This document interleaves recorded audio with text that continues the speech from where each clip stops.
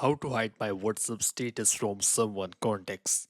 So let's start this video. First, open your WhatsApp app.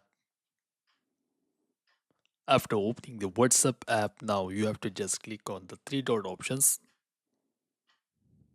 So right side corner, after clicking the three dots options, now you can find here settings options. Click on the settings options.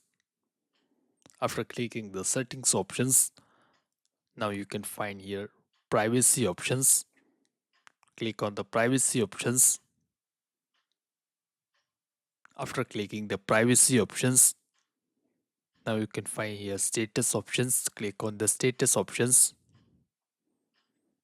After clicking the status options, now you can see here you have the three options. First, my contacts options. If you show only for your contacts, then you can select the contacts, my contacts options. If you want to hide from your some contacts, so now you can click on the some my contact accept options. If you want to share anybody, so now you can share.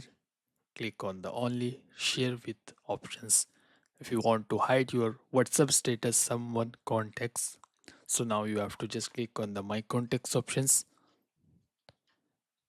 and click on the my contacts accept, and you have to just select that contacts which you want to show and which you want to hide. So if you want to hide, so you have to just select them.